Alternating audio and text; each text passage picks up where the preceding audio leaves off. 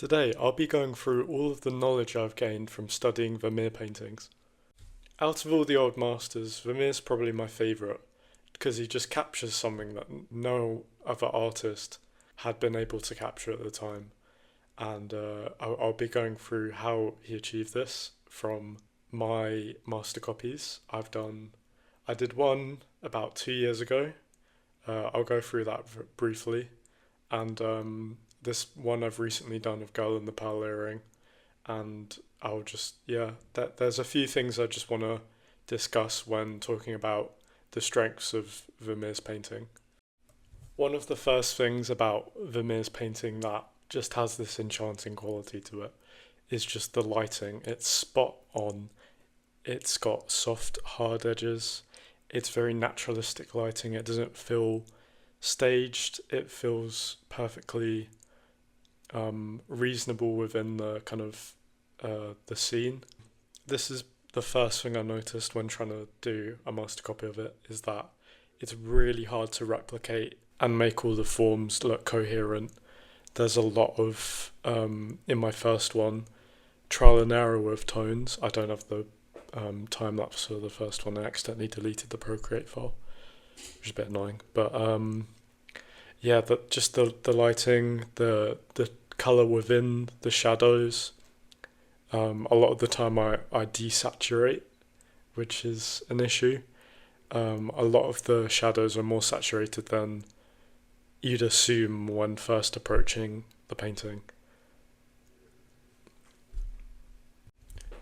The second thing, which is kind of related to the first thing, is the soft and hard edges of the shapes. So this is with Girl in the Pearl Earring specifically, but especially the nose. The nose is very subtly painted. Like it's almost more that the nose is kind of, there's more of an implication of a nose than an actual painting of a nose. With the nostril is quite hard to find, and also the bridge of her nose where it blends in with her right cheek, or left cheek on the painting, but where the tone's the exact same and there's no difference in how it is painted. It just kind of blends in, but you know it's there because of how the shadow underneath it is cast.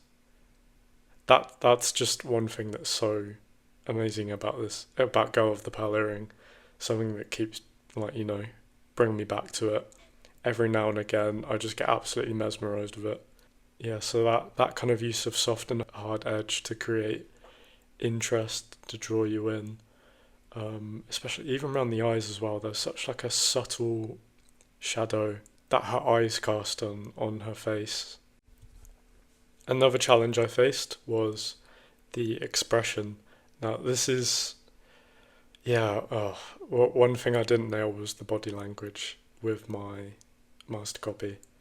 It was a struggle. I look back at my master copy now after it's been some time since I've done it, and it's not, my copy's not as dynamic. There's just such a, like, the Girl with the Pearl Earring is almost in like the middle of movement. She's just glanced back at you and then is going to wander off somewhere.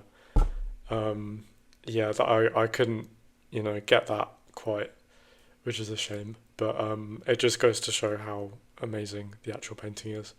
The subtle kind of pouting of the lips, that was a struggle. The position of the pupils as well, that has to be like the ratio of white in the eyes to the iris and pupil. If that's off, the expression isn't there. There's so many little minute things that just make it feel alive that you wouldn't consider unless you did, actually attempted a master copy of it. So it does say, or a lot of people mention, that the earring itself is just 2 splodges. Now, I think that's a bit of a simplification. If you zoom in, you do see, even though it's quite subtle, there is a bit more going on. There seems to be a bit of mark making underneath the ear, suggesting that there's a connection. Oh, that could be a crack actually. but there's a crack that's kind of highlighted that does look like a bit of string, but he might not be that detailed. Yeah, but anyway, the pearl earring is a bit more than two splodges. The kind of dark of the right side of the pearl is reflected in the pearl as well. So there's more going into it than other people might suggest, in my opinion. Yeah, it's not as impressionistic as people would suggest, but at the same time, I do think it is very skillfully done and seems effortless. All of these elements that I've mentioned go into creating this kind of almost, you know, it creates like a relationship with the painting, in my opinion. There's such a personal and intimate effect to a lot of Vermeer's work that really draws you in and keeps you coming back. I was lucky enough to see the Vermeer exhibition in the Rijksmuseum. I just happened to be going on holiday in Amsterdam at the exact same time as many Vermeer works were being shown, so that was very lucky. But yeah, that's kind of when my admiration of Vermeer began. I'd obviously knew of his work before, but seeing them in person really just showed me how much of a master he was. And yeah, he still inspires a lot of my work now, a lot of what I've learned, a lot of what I've mentioned. I still, think about, especially with metal and the earring and skin tones, how complex skin tones are. It all comes back to Vermeer. Yeah, so I'll show the master copies again. As you can see, they're not perfect. The Milkmaid master copy I did pre-uni, so I'm going into third year of uni now. So that's a lot of practice in between that.